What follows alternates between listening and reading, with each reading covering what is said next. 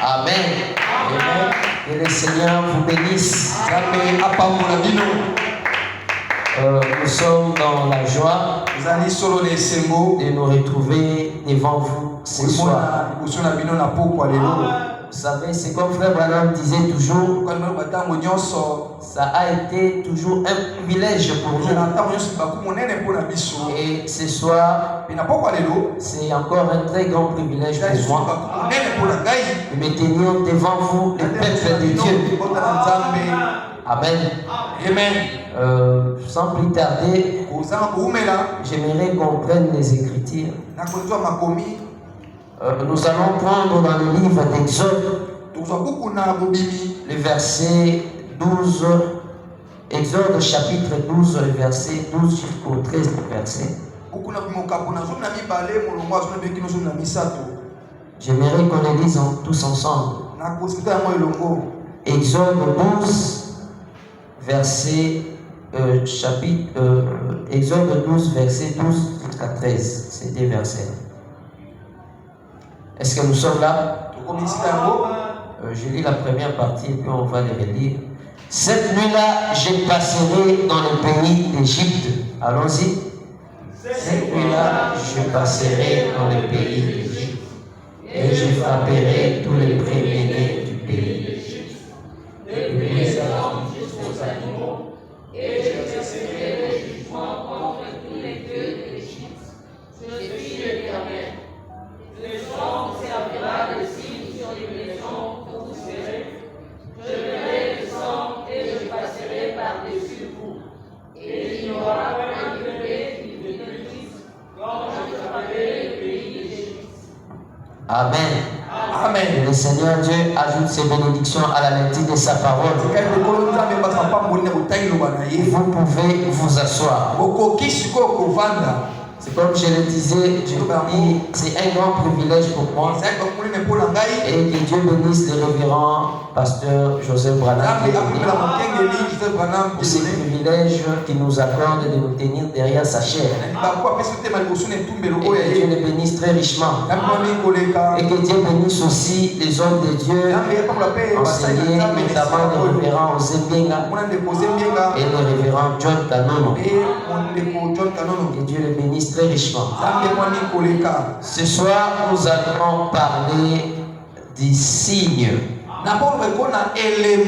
Les signes, selon la conduite de l'ange, notre très cher pasteur, qui avait demandé que nous puissions parler aujourd'hui des signes. Donc vous pouvez le remarquer là-bas au tableau. C'est quand nous sommes en train de parler du véritable baptême de la personne du Saint-Esprit. Et aujourd'hui, nous allons parler des signes. Pourquoi?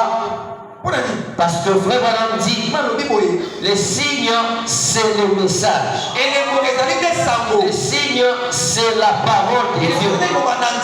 C'est le message de l'air qui est censé s'identifier et s'exprimer à nous. S'exprimer en nous.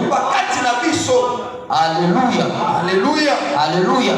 C'est ce que Frère Branham dit. Branham dit, c'est cela les signes. Les signes, c'est le sang. Et le sang, c'est la parole. Et la parole, c'est le message en notre temps. Le message que nous a apporté le prophète William Marion Branham. Le message de Dieu lui-même. Qui est cette corde d'amour qui nous permet de monter et de sortir de toutes les dénominations. Alléluia. Alléluia. Et dit que Dieu avait dit à Moïse pendant la première exode, dit les enfants d'Israël devaient sortir de l'Égypte. Et on dit l'ange de la mort devait passer. Mais pour que l'ange de la mort ne puisse pas frapper les maisons dans lesquelles les Israélites étaient, Branham dit il devait se retrouver quelque part à Goshen. Et il fallait qu'ils appliquent le sang. Parce que le sang était comme les signes. Et lorsque l'ange de la mort allait passer, les maisons sous lesquelles se retrouvaient ces signes n'allaient pas être frappées. L'ange de la mort allait passer outre cette maison. Et les signes étaient que les sang soit appliqué sur les linteaux de porte. Alléluia. Et ces signes-là apportaient, en fait, ça épargnait tous ces gens-là des fléaux, en fait, de l'ange de la mort qui devait s'abattre en ces temps-là.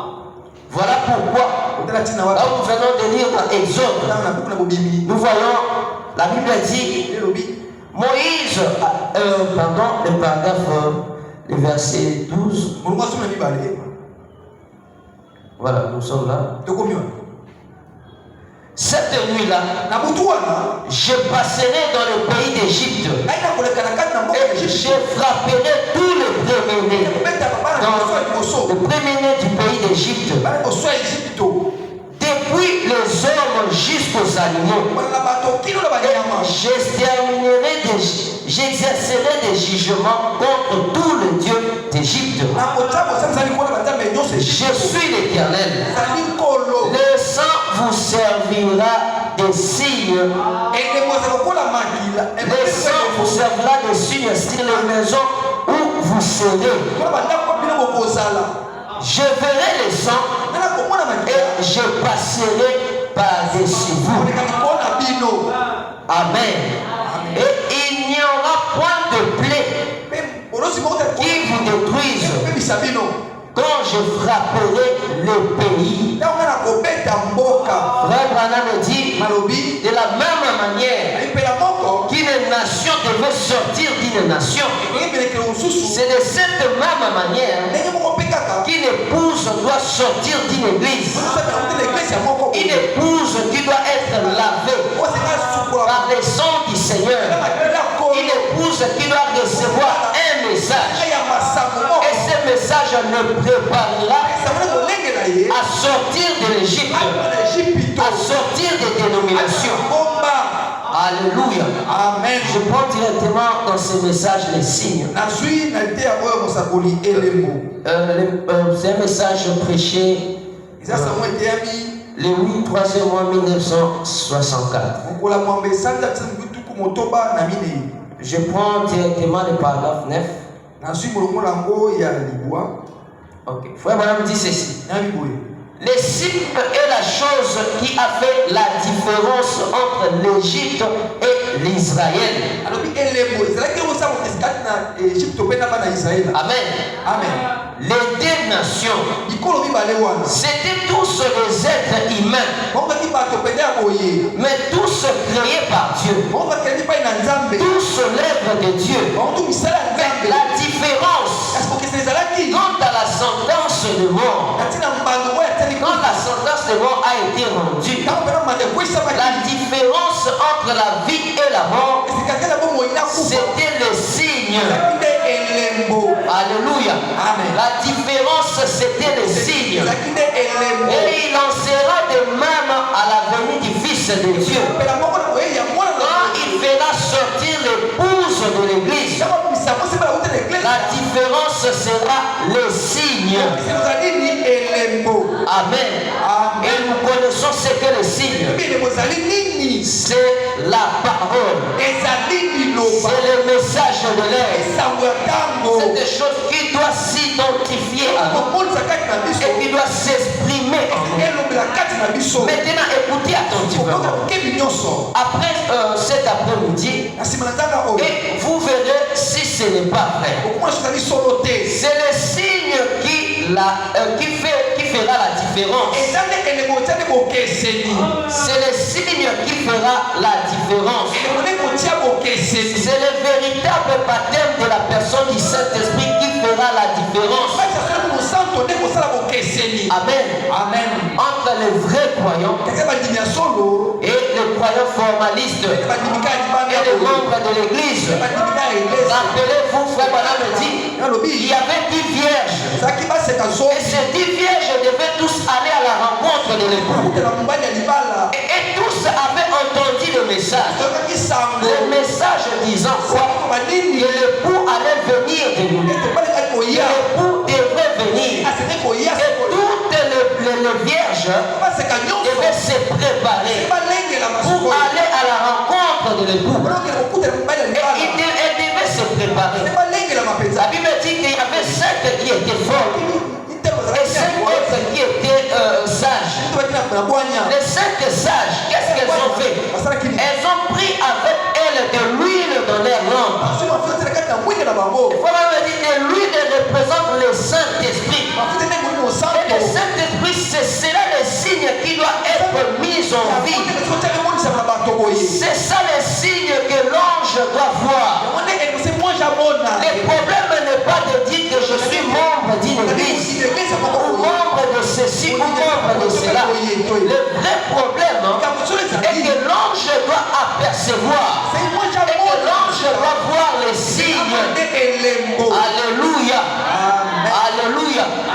Frère Branham dit que les signes étaient même au-dessus de l'alliance que Dieu avait fait avec Abraham. Alléluia. Les signes étaient au-dessus de cela. Si les Israélites en Égypte avaient manqué le fait de placer les signes, l'ange de la mort allait frapper à leur porte. Bien qu'ils avaient cette alliance-là, mais que l'alliance était là. Alléluia. Bien que nous soyons croyants du message, il y a cette alliance-là, mon frère. Tous ceux qui m'ont aimé, et tous ceux que j'ai aimé, je te le donne, Branham. C'est une bonne chose. C'est une alliance que Dieu a faite avec Frère Branham. Alléluia. C'est de cette même manière que Dieu avait fait aussi l'alliance avec Abraham. Mais Frère Branham me dit, si les enfants d'Israël en Égypte n'avaient pas placé le sang, l'ange de la mort allait frapper à la porte. Alléluia. Les signes, c'est le Saint-Esprit. C'est ce message. C'est à cela que nous retournons, nos frères. Abraham me dit, au commencement, il y avait ces grands carrés. Ces grands carrés de milliards et de milliards de kilomètres. Et de ces carrés est sortie une partie qui s'est détachée de ces grands carrés. Abraham me dit, c'était le logos. C'était l'onction. Alléluia. Et Frère Branham dit, et cette onction-là, j'aimerais prendre ça. Voilà, c'est là. Frère Branham me dit, la partie qui s'est détachée, c'est cela la parole. Amen. Amen. C'est cela l'onction. C'est cela le Fils de Dieu. Et de cette partie qui s'était détachée, c'est là où est sorti l'homme. Alléluia. Et Frère Branham me dit, c'est à cela que nous retournons. La question et réponse sur la jeunesse. Frère Branham me dit, c'est à cela que l'homme retourne. Alléluia. Le message doit s'identifier. Alléluia. Et s'exprimer en nous. On me dit, c'est le signe qui fera la différence. Il faut qu'il y ait une différence. Amen. Ici, Frère parle d'autre chose. J'aimerais anticiper parce qu'il y a un peu beaucoup de choses à dire ici. Voilà, on dit que le signe, c'est quelque chose qui indique que le prix a été payé. Amen.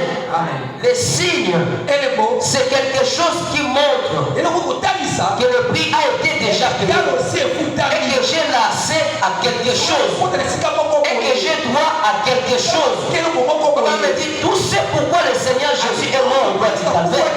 Cela nous appartient. Et lorsque nous sommes en train de prier, nous devons présenter ces signes-là. Les signes doivent être montrés. Nous devons les présenter. Je regarde les signes. J'ai le droit à tous ce pourquoi tu es mort, alléluia. Amen. C'est ce que le prophète William Branham dit.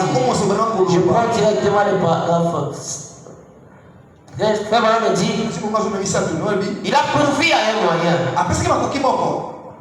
Non, c'est pas ça. Paragraphe 13. Eh bien, nous voyons un signe. Qu'est-ce qu'un signe? Un signe, c'est quelque chose qui indique qu'un prix a été payé. Le signe, c'est ça. C'est comme pour nos lignes de chemin de fer et d'autobus. Nous allons à la gare avec notre argent. Eh bien, vous voyez, sur la ligne d'autobus, il n'est pas permis là où on utilise le ticket. Ils n'ont pas le droit d'accepter l'argent. Ils ne peuvent pas accepter l'argent. Il faut le ticket. Amen. Et le signe, c'est ce ticket-là. Les Saint-Esprit, c'est ce ticket-là qui nous donne droit à tout ce pourquoi le Seigneur Jésus est mort au bas de la paix. Amen. Ils ne peuvent pas accepter l'argent. Il faut le ticket. Par exemple, sur les avions et tout le reste. Vous vous présentez à certains endroits au guichet et avec votre argent, vous achetez un certain nombre de tickets. Et ces tickets, c'est le signe qui indique que votre passage a été payé. Vous avez le droit de monter à bord du bateau. Alléluia. Vous avez le droit de monter à bord du bateau, de l'avion, de l'autobus ou de je ne sais quoi. Tant que vous avez le ticket qui montre que votre passage a été payé, maintenant souvenez-vous-en. Ne l'oubliez pas. L'agneau immolé d'Israël était l'exigence de Dieu.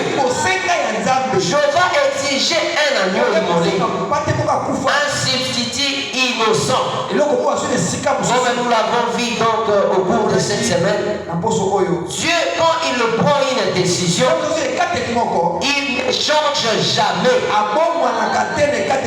Amen. Il a pourvu d'un moyen. La première chose qu'il a faite quand l'homme est tombé, il devait pouvoir des moyens pour le ramener si jamais il voulait le racheter. Alors il a décidé de sauver l'homme par le sang d'un innocent. Amen. Et depuis, j'aimerais que vous puissiez me suivre un peu. Je prends ça ici pour que nous atteignions quelque part. Et depuis, il a toujours fait la même chose. Il n'a jamais changé ça. Dieu ne rencontrera donc aucun adorateur nulle part ailleurs que sous le son. Nulle part ailleurs que sous le son. Et le son, c'est le message de l'air. Le son, c'est la parole. Le son, c'est le véritable baptême de la personne du Saint-Esprit. C'est cela le ticket, mes frères. La chose qui nous permet d'accéder à tout ce pourquoi le Seigneur Jésus est mort. Ce sont ces lieux. Nous essayons de l'amener à nous rencontrer dans notre théologie, dans notre dénomination, dans nos programmes pédagogiques. Certains ont construit des tours et d'autres ont construit des villes. On dit Babylone et la tour de Babel et toutes sortes de choses. Mais il n'en reste moins que Dieu ne rencontre les véritables adorateurs que sous le sang, que sous le Saint-Esprit. Alléluia. Alléluia. On a dit que Pierre avait vécu longuement avec le Seigneur Jésus. Il connaissait que le Seigneur Jésus était. Mais Pierre, frère Branham me dit, n'avait pas été converti. N'avait pas encore rencontré la personne du Saint-Esprit. Il fallait qu'il arrive à ce moment où il fasse cette expérience personnelle. Alléluia. Pourquoi? Parce que durant tout ce temps, vous avez remarqué que Pierre avait accompli des miracles. Pierre avait même marché sur l'eau. Malgré cela, frère Branham dit, il n'avait pas été converti. Et la conversion, c'est quoi? C'est lorsqu'une personne est baptisée du véritable baptême de la personne du Saint-Esprit. C'est lorsqu'une personne passe par cette expérience. Alléluia. Alléluia.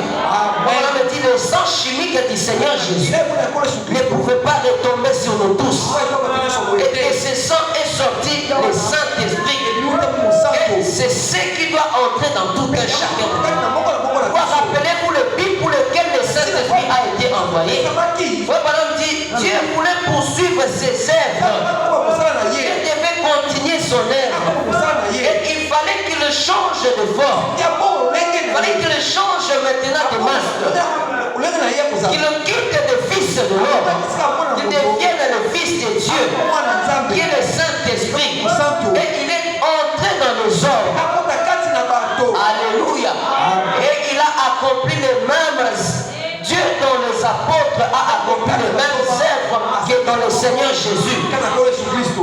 Voilà pourquoi le Saint-Esprit a été donné. Voilà pourquoi le Saint-Esprit a été donné. Alléluia. Alléluia. On a dit que le signe indique que le prix a été payé. Et le signe montrait, frère Branham dit ici, les signes montraient qu'ils étaient identifiés à leur agneau, à l'agneau qui avait été immolé, ce qui avait été l'exigence de Jéhovah. Alléluia. Amen. Je prends le paragraphe 19.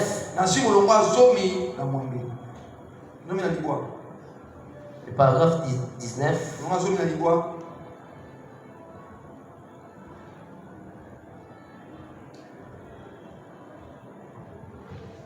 Voilà.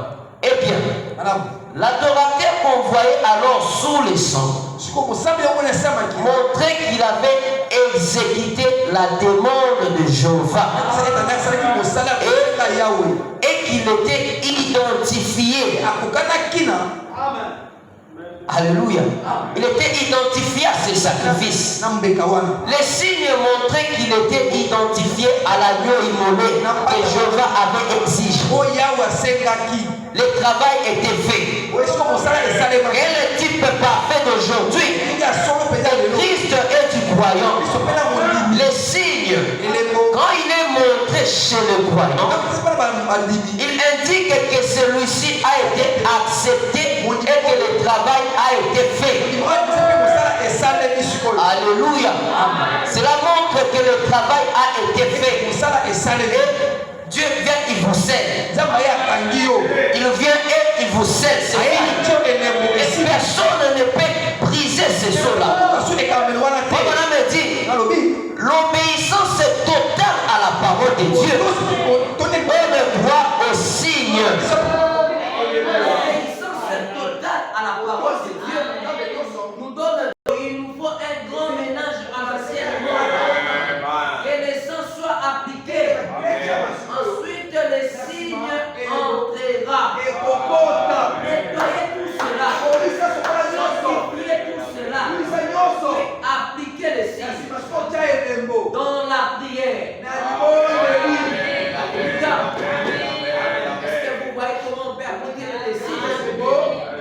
Voilà me dit, oui, lorsque la première des fois, me dit, vous commencez par tout débarrasser. Tout débarrasser. On arrange. On enlève ceci. Il y avait ceci qui dérange. On enlève tout. On fait les ménages à l'ancienne mode. On enlève tout ça. Et vraiment me dit, oui, appliquez les signes dans la prière. Amen. Avec confiance.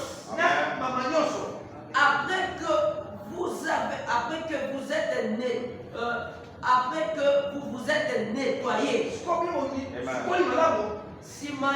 Après que vous vous êtes nettoyé. Amen. Après qu'on s'est très bien nettoyé, on applique le signe dans la prière. Vous vous êtes éloigné de ce qui est du monde.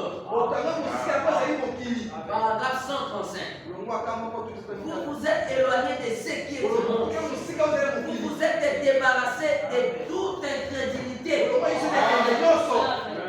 Amen. Peu m'importe ce que disent les gens. Si la parole de Dieu le dit et qu'elle l'a promis, je le crois. Si la parole le dit, ça règle la question. C'est Dieu qui a promis les signes. C'est lui qui a promis ce Saint-Esprit. Vous savez que sans cela, nous ne pouvions rien. Il savait que tu n'as pas gâté ça. Et il a pourvu de cela. Et c'est quoi ce signe? C'est lui-même. Dieu a regardé la meilleure chose. Dieu a regardé ce qu'il pouvait trouver de mieux à donner à l'homme. Ouais, voilà, me dit, il a donné à l'homme lui-même. Il a donné à l'homme la parole. Il est lui-même. Parce que le Saint-Esprit, vous devez savoir que le Saint-Esprit n'est rien d'autre que Dieu lui-même sous la forme de l'Esprit. Alléluia. Le Saint-Esprit, c'est Dieu lui-même sous la forme de l'Esprit. Voilà, me dit, il est venu sous le nom de trois fils. Il est venu comme étant le fils de l'homme, qui est un prophète. Il a marché dans les rues de Galilée. Étant parti, voilà, me dit, il est revenu changeant de forme. Il est revenu changeant de masque. Mais c'est la même personne. La même personne qui revient. Le même Dieu qui revient. Il revient pour faire quoi? Pour poursuivre ses œuvres en vous, mon frère. Suivre ses propres œuvres en vous, ma soeur. Alléluia. Amen. Voilà pourquoi il est revenu. Il est venu. Le nom du fils de l'homme, un prophète. Il est venu après, la deuxième fois, comme étant le fils de Dieu, qui est le Saint-Esprit. Et voilà, on dit là à la Pentecôte, il est venu comme étant le fils de Dieu. Il a parcouru les âges tout en étant le fils de Dieu. Et il devait revenir encore là au milieu comme étant le fils de David. Mais Abraham me dit ceci, il fallait qu'il revienne encore entre le fils de Dieu et le fils de David. Il fallait qu'il revienne encore comme étant le fils de l'homme. Alléluia. Mais c'était pour faire quoi? Pour accomplir tout ce que les autres ont laissé. Pour venir mettre au clair tout ce que les réformateurs ont laissé. Et gloire soit rendue à Dieu. Un prophète est venu révélant les mêmes choses, accomplissant les œuvres du Messie. Alléluia. Et lorsque nous pouvons voir cela, nous confirmons que le même Dieu est revenu. Abraham me dit, dans les dieux dévoilés, les prophètes, ce sont des dieux. Abraham me dit, on ne devrait pas les appeler les prophètes. Ce sont des dieux. Pourquoi? Parce qu'ils viennent avec la parole de Dieu. Ils apportent la parole de Dieu. Alléluia. Non, je n'ai pas une citation de ce que je vais dire, donc je préfère ne pas le dire jusqu'à ce que je trouve la citation et puis je le dirai. Je ne préfère pas le dire parce que ça me vient comme ça, je ne veux pas le dire. Je continue. Peu importe ce qu'ils disent, ce que les gens disent, si la parole de Dieu l'a dit, il l'a promis, je le crois. Si la parole de Dieu le dit, ça règle la question. Peu importe ce que dit qui que ce soit, ou qui que ce soit dise autre chose. Voyez, alors une fois que vous avez fait tout ça, vous avez fait tout ça, faire quoi? C'est remis ménage là. Tout arrangé. J'enlève ceci. Il y avait fait ceci. Oh, on a ça qui était, j'arrange. Tout ça, parce que vous devez savoir que le temps n'est plus, mes frères. On me dit que le message est urgent. Le temps est parti. Le temps est fini. Il est temps que tout un chacun de nous soit sûr que le signe est sur le taux de porte. Que les enfants demandent, papa, est-ce qu'il y a réellement le signe? Papa, le signe a été appliqué. Maman, est-ce que le signe a été appliqué? Mon frère, est-ce que tu as appliqué le signe? Est-ce que j'ai appliqué le signe? Alléluia. Parce que le temps est fini. Le temps est fini, mes frères. Mon frère me dit, il y a une obscurité en Égypte. Il y a une obscurité dans le monde. Et tout un chacun de nous doit être sûr que ce signe-là a été le véritable baptême de la personne du Saint-Esprit. Christ lui-même accomplissant ses œuvres en nous. C'est même Dieu poursuivant ses œuvres en nous. Alléluia. Alléluia. Et ce qui est bien dans tout ça est que Dieu nous en a donné comme une promesse. Alléluia. Ce qui est bien dans tout ça est que le véritable baptême de la personne du Saint-Esprit, cela a été un mystère.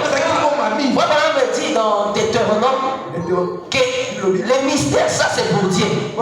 Mais quand c'est révélé, c'est à nous. Le véritable baptême, il faut vraiment dire qu'il y avait aussi un autre mystère du véritable baptême de la personne du Saint-Esprit. Et lorsque Malachie 4 vient, il n'y a aucun mystère qui n'est resté sans avoir la révélation, sans être dévoilé. Cela veut dire que nous savons le véritable baptême de la personne du Saint-Esprit. Pourquoi? Parce que c'est une promesse qui t'est donnée. Dieu l'a promis. Et quand il le promet, à nous de réclamer cette promesse. Et ici, frère Branham nous montre ce que nous devons faire avant de pouvoir appliquer les signes. Amen.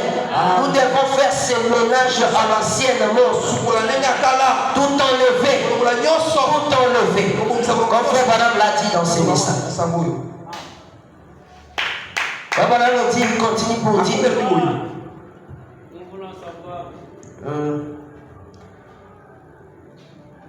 Une fois que vous avez fait tout ça, que vous avez appliqué les sons et que vous croyez chaque parole, alors votre signe, alors avec votre signe, allez en prière. Soyez pleinement convaincus. Alléluia. Soyez pleinement convaincus. Parce que j'ai le ticket en main. J'ai les billets en main. Les billets me donnent le droit à l'autobus. Alléluia. Les billets là me donnent déjà le droit dans l'autobus. Pourquoi aurais-je peur? J'ai le billet. Vous avez votre passeport, vous avez le billet, vous devez voyager. Et puis vous dites, ah, est-ce que peut-être celui qui prend le N. C'est parce que vous ne comprenez pas ce que vous avez. Mais quand je sais que j'ai ce billet en main, le signe est appliqué, le véritable baptême de la personne du Saint-Esprit, voilà nous dit, allez-y maintenant dans la prière. Alléluia. Si vous demeurez dans ma parole et que mes paroles demeurent en vous, alors demandez tout ce que vous voulez. Voilà nous dit, alors priez maintenant. Alléluia. Quand je sais que la parole de Dieu est en vous, priez maintenant. Demandez tout ce que vous voulez. Alléluia. En présentant le signe, Seigneur, regardez le signe. J'ai le signe. Je réclame la guérison de mon fils. J'ai le signe. Je réclame à ma famille. On applique le signe pour notre famille aussi. On me dit la même fois que vous avez utilisé pour appliquer le signe dans votre vie, utilisez cette même fois pour appliquer le signe dans la vie de votre frère. Alléluia. j'applique le sang, les signes dans la vie de mon frère, dans la vie de ma soeur. Pourquoi? Parce que moi-même je l'ai. Moi-même je l'ai. Moi-même j'ai ce ticket. Alléluia. Alléluia. Amen. Il continue de dire.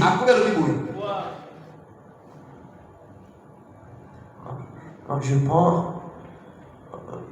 Voilà.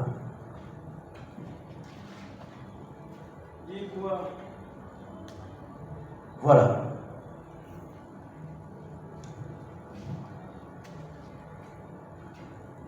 Okay. Dans Éphésiens chapitre 2, verset 12, nous lisons ce que Dieu en dit. Après que nous avons appliqué les signes. Ce que Dieu en dit après que nous avons appliqué les signes. Remarquez, pour servir les dieux vivants, avec des œuvres vivantes et avec des signes vivants, avec un signe vivant, pas avec des œuvres mortes et charnelles, pas avec des œuvres mortes, car l'évangile n'est pas venu en parole seulement, mais avec la manifestation de l'esprit. Il faut que le monde voie qu'il y a vraiment des signes qui nous accompagnent. Amen. Les signes en nous. Après que les signes soient appliqués, regardez tout ce qu'il a dit. Il n'y a plus des œuvres mortes. Vous servir le Dieu vivant avec des œuvres vivantes. Et avec des signes vivants. Avec des signes vivants. Pas avec des œuvres mortes et charnelles. Pas avec des œuvres mortes. Hébreux 9, 11 à 14, on nous dit encore la même chose. Non pas des credos morts, mais un signe vivant.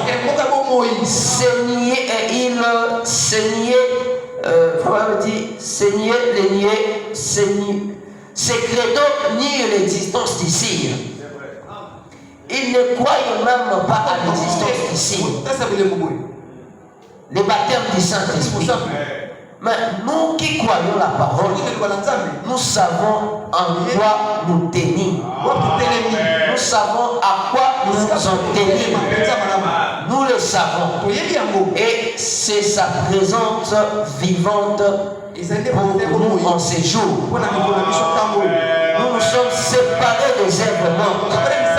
Et le Saint-Esprit vient pour confirmer la parole et l'accomplir. Hébreux 13, 8 dit, nous le prouvons. Hébreux 13, 8, nous le prouvons. Nous prouvons que Hébreux 13, 8 est la vérité. Nous prouvons que Dieu l'a ressuscité pour nous, selon sa parole promise. Des milliers d'années se sont écoulées. Presque des milliers d'années se sont écoulées. Mais qu'en est-il? Les signes restent toujours la preuve que Dieu l'a ressuscité le troisième jour. Si vous n'avez que la parole, c'est tout ce que vous avez. Mais une fois que le signe est appliqué, pas seulement la mécanique, mais aussi la dynamique, les signes, la personne du Saint-Esprit, la puissance vivifiante, il vient vivifier nos corps. Si vous n'avez que la parole, c'est tout ce que vous avez. Mais une fois que le signe a été appliqué, alors Christ vient, Christ devient une réalité. Et il fait aujourd'hui ce qu'il avait fait en ce temps-là. Alors voilà, sa lèvre retombe de nouveau sur le bras. Ils ne peuvent pas éviter ça. C'est ce que Dieu a promis. Et les voici. Mais le signe doit être appliqué. Vous devez recevoir les signes. Vous devez recevoir les signes. Et quand on accepte le signe. Et quand on accepte le sang de son sacrifice, alors il nous donne la vie du signe. Et c'est un sceau qui avait été promis. Alléluia. Alléluia. Le signe, c'est la parole, frère. Le signe n'est rien d'autre que ce message. C'est rien d'autre que le Saint-Esprit. Le véritable baptême de la personne du Saint-Esprit. Comme nous l'avions bien entendu le mardi, que nous ne sommes pas dans l'âge de l'œuf, dans l'âge des avions, des véhicules et tout ça. Mais là, nous sommes dans l'âge de la physique. Nous montons. Nous allons comme des astronautes. Avant de dire, nous sommes des astronautes spirituels. Quand nous montons, il n'y a plus de limites. Nous allons pour aller jusqu'à avant de dire, à l'ouverture du 7e saut, il n'y a plus de limites à la révélation.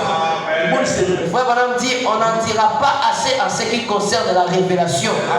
Car la révélation est d'une importance capitale. Alléluia. Pour ce soir, que le Seigneur vous bénisse.